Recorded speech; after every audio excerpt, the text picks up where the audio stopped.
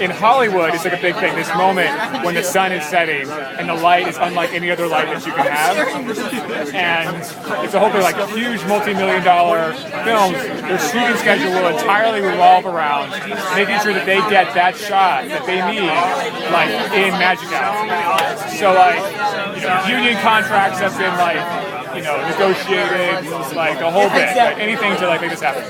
So you're in the magic hour of light in a way right now, right? I mean, your face has got this highlighting on it. And it comes across on the iPhone, I'm sure, really well. Well, it's HD. But I mean, to broaden it a little bit, if this had been last year, we might have said this is the magic hour of Gov 2.0, right? Because there was this moment when everyone was excited about these technology in government. You've kept using tech very quietly over there on the West Coast, playing with Ackley and other tools. Where do things stand now with using technology to transform government? We need people in government who want to do it. I feel like, a lot of folks, they just don't actually want people integrated. And then the other problem is that people don't actually care, right? And so it's actually, I think, less about the technology at this point, and it's more about the people. So why should people care? I don't know. I mean, you think about this stuff all the time. You're building tools.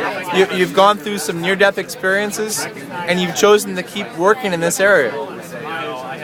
So you care. Oh yeah. So why does this stuff matter? Well, I think if we make it fun, people will care. Right? That's what I'm hoping. Right? And I don't really have anything that's worthy of Magic Hour to say, to be honest with you. I don't buy it.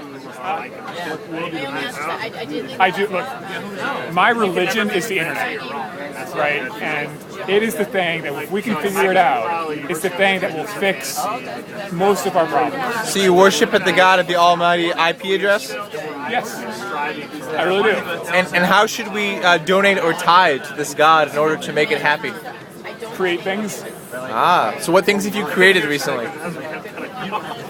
So the big thing that I'm working on is Pro Ackley, which is a whole online organizing platform specifically around politics. The internet is providing new ways to organize folks, right? That's kind of obvious. But it's sort of taking to another level all the social media stuff that's happening right now. And we can really, instead of it being this kind of the move on model of like pushing things at people, it's about people connecting with each other, right?